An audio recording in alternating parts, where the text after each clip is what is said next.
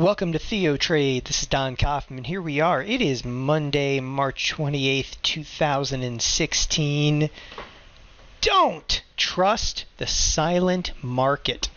What does that ultimately mean? Well, whether you watch the market today or not, you didn't miss anything. Why? Let's zoom in here just briefly in terms of volume. And again, you guys know I look at the S&P futures. What was the volume today or lack thereof? Can you believe it? I mean, we did like less than 900,000 contracts. Now, as you zoom out over there, in terms of volume over here, you got to look back to, what? New Year's Eve. We actually traded more volume on New Year's Eve than we did today. And prior to that, the entire week between Christmas and New Year's to see volume this low. So ultimately, I still caution, though, don't trust what you're ultimately seeing on your screen because it is such an incredible low liquidity trade out there. Kind of a fun irony of the entire situation today is, so I happen to lose my internet connection here at the house, but I was actually running off of mobile devices throughout the course of the trading day. The funny thing is, it didn't really matter. It's the first time I think I've never had an internet connection throughout the course of the entire trading day, yet it didn't matter because what did the futures do? Absolutely nothing, and it shows. Not even the bond market decided to move. Again, some of the lowest volume days we have seen since between Christmas and New Year's Eve, and that resonates throughout the entire marketplace. Even if you look in the SPX, specifically the SPX, because it's just an options only product, and you look at what's called the Sizzle Index. Now, on thinkorswim, what the Sizzle Index measures, it's today's option volume versus the previous 5 days option volume. And ultimately, what it's saying in the Sizzle Index over there, it's we traded 60% of the norm. And again, that's the largest options product out there. Only did 530,000 contracts. Now, you know, you can go in and you can try to read into this thing in detail, and I'm telling you, nothing really made moves other than maybe something like Netflix, which is, you know, attempting, if you will, to break out a little bit here to the upside. And again, there's few and far between items to want to look at today. And again, I'll look at option statistics in Netflix, and this is one of the only products, okay, that even stood out to me because it traded almost 1.5 times its normal daily options volume. So Netflix is a little bit of a standout today. Again, it did break out to the upside. However, it still hasn't broken some of its recent range, and with earnings right around the corner, like, is this a product that's going to, you know, run up and then ultimately fade after the earnings is simply the question. The bottom line, I think it's so close to the earnings announcement, I actually duck out and don't necessarily want to place a trade in here for that breakout to the upside, regardless of sometimes what you think in a given trade, okay? You have to basically just say, no, the risk, it's just not right for me, given the fact, okay, that we are so incredibly close to the earnings date and how that can influence the options. And again, in the 18-day expiration here, and I'll tighten up the number of strikes, in the 18-day expiration, the implied volatility is, what, 41%.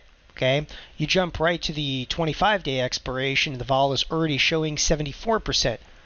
That's clear, very decisive, that the earnings are going to be inside of the 25-day window, which means any trade that you might do in Netflix, okay, would only have longevity of maybe 18 days. Otherwise, you're going to have to carry those trades, okay, in and around the earnings. Now, what's wrong with that?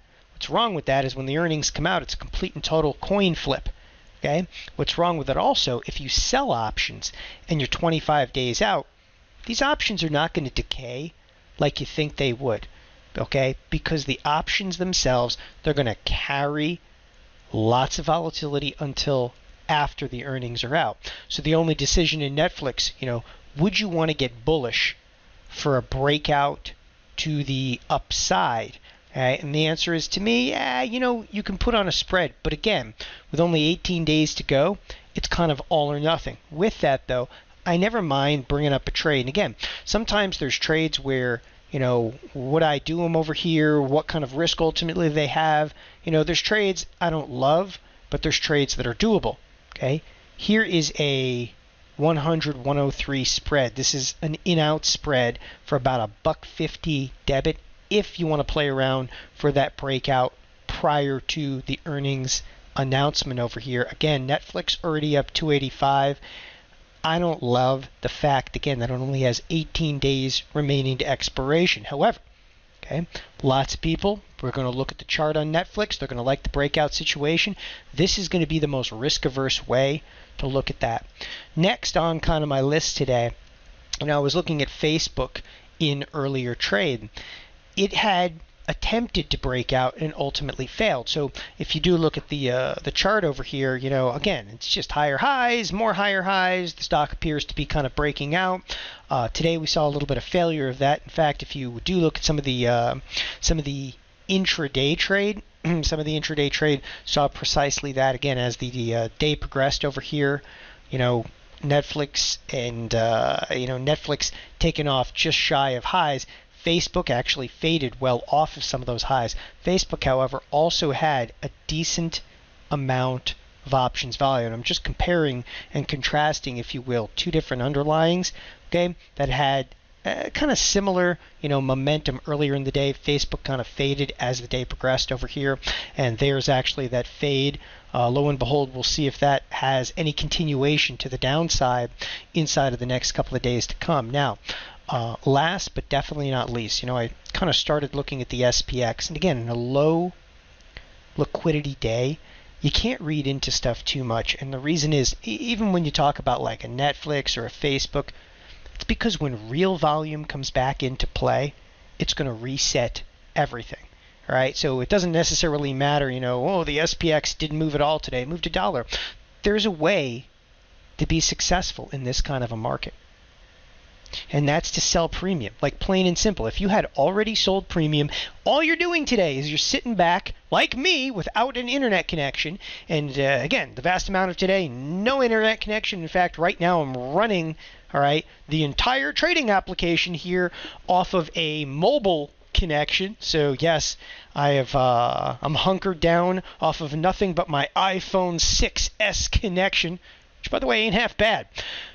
Nevertheless, you can't read too much into this because as liquidity comes back into play, all right, it just resets anything that ultimately occurred. But in individual equities that actually had decent amounts of volume, your Netflix, your Facebook, all right, I'll hand you those.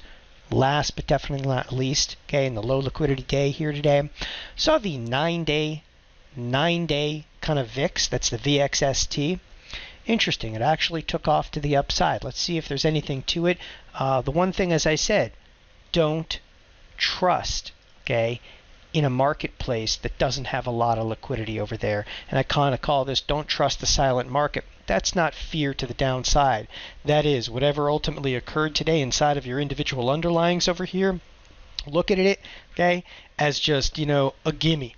We'll worry about it again tomorrow. All right, today almost like low liquidity days, it is null and void.